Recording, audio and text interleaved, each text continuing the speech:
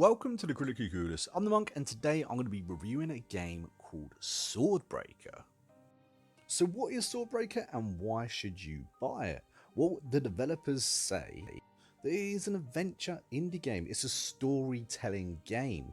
It is led by choices. Your choices have consequences within the story. Through the dense fog, our hero notices the silhouette of a castle. And it is in this castle that we begin our adventure. Right from the very first start, you get an option of what to do. Sometimes it's up to 6 options. Most of the time it's 1 or 2, and each option gives a different outcome. Now, these outcomes can lead to a further storyline, or they could lead to an abrupt end in your death.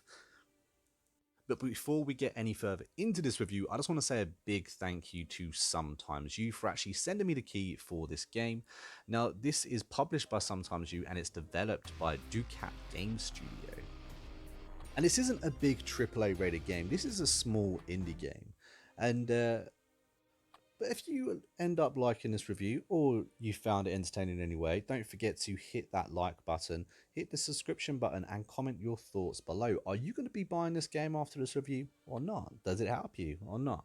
I like to hear back from you guys. I love interaction, and it's all good. So let's get back into this review. So Swordbreaker is an adventure indie game with narrative choices. Now, these choices have real impact in your game, like I've already said. Unfortunately, you can actually complete this game within 8 minutes. I've played this game a few times now. When I say I've played this game a few times, I've actually completed it a few times. But it is interesting. I quite like the different choices have different options. Even though I've fully completed this game a few times now, I haven't been through every single passage. I haven't been through every single dialogue choice. I think that this has got real replayability, which I quite like. I think especially in smaller games. Now remember, this isn't a big game. When I say I completed it, like I said, I completed it in about 8 minutes. I think if you knew what you were doing, you could complete it a lot quicker than that as well. But I like the replayability. I think that this game definitely does have choices. Does it matter? I think every choice does matter. Ultimately, the choices not only tell whether you live or die, but whether you're good or bad, which I quite like as well.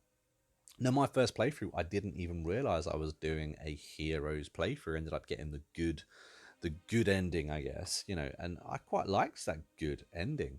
But again, I wasn't aware that I was making these necessarily good choices. I honestly thought that maybe if I picked the other option, it'd end up leading to my death as well. So it took me a couple of times to actually understand that and what was happening. And I also quite like the idea that it was actually, you never really knew what you was going to get into, what the next chapter was. 1 minute I could be fighting a shark, and as you saw just a minute ago, I could be talking to an alien, or I could be talking to a sexy ghost. I thought that the way the story led, it was quite engaging, and it was quite interesting. Visually, it looked pretty nice too. I'm not going to say it was an amazing artwork, but it was definitely engaging. I definitely liked the artwork. I thought it looked pretty good. Sound wise, unfortunately there is no sound apart from the slight music in the background. There's no voice acting whatsoever, and I found that to be the biggest letdown of this game. I think if the dialogue or if the text was voiced, it would make the game so much longer, because you would sit there and you would listen to the voice acting and then pick your choices after that. I think maybe if the devs had got on the mic and maybe just read the text on a screen, it may have made this game for me that much better. Honestly, I thought this game was actually pretty good, and considering this game currently costs £1, a little over $1, I think that it's worth buying as well. Like I said, the story is actually really engaging. There is a good ending, there is a bad ending, and there's probably endings that I haven't discovered either. Now, I've completed this completely all the way through twice. I've played it a few more times than the twice. I died quite a lot of times, and I didn't even come close to discovering everything that there is about this game.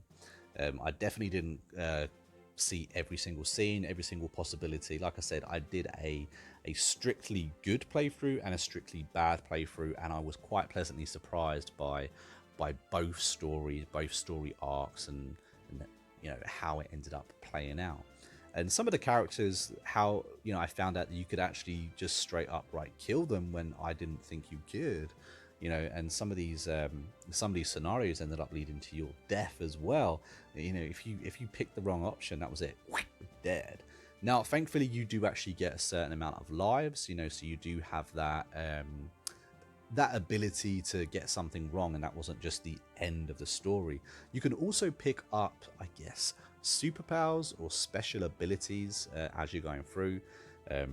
I think about my 6th or 7th playthrough, I ended up getting double swords right at the beginning, whereas I hadn't had that before. And I also quite like that you can actually, as you play, you unlock a map actually of the game, of the castle, so you can see all the rooms that you went into and how that story arc played out, and perhaps where you didn't go, and perhaps where that would play out if you picked that. I quite like that. I like that this game does actually have real depth, even though it can be completed so quickly. But like I said, I do think that the game length would be very much extended if it was voice acted. I understand it's an indie game, I understand it's low budget, but I think that that's something that could have been worked on. But all that being said, I think I'm going to have to give this game a 5 out of 10. Now, a 5 out of 10 for me is actually a pretty good rating. And really, when it comes down to it, this game is really priced very well. Like I said, it's only $1, or just over $1 in America, £1 in England. That's really cheap, considering I understand it's a very small game, but I think what you're paying for there is well worth it. Did I enjoy myself while I played this game? Yeah, I did enjoy myself. I thought it was a nice little game, and I was actually interested and engaged in the story. And when it comes to a storytelling game, at the end of the day, what more could you ask for? Anyway, I have been the Monk, and we've been Critically Clueless. If you've enjoyed this review, don't forget to hit that subscribe button. Don't forget to hit that like button, and of course, comment your thoughts down below in the comments, because like I said earlier, I love hearing back from you guys. And what do you think about this game? Are you buying it? Is it a game that you're interested in, or is it a game that perhaps you like the idea of? I think narrative driven games are possibly the best type of games out there. None of this multiplayer stuff, although don't get me wrong, I like multiplayer games, but I just like story driven games where you actually get real choice, whether it be huge RPGs with grand architecture, or just little games like this. I think every game can be appreciated, whether it be small or big, and this was definitely appreciated by me. So again, thank you, sometimes you, and I will see you guys in the next video and the next review very soon.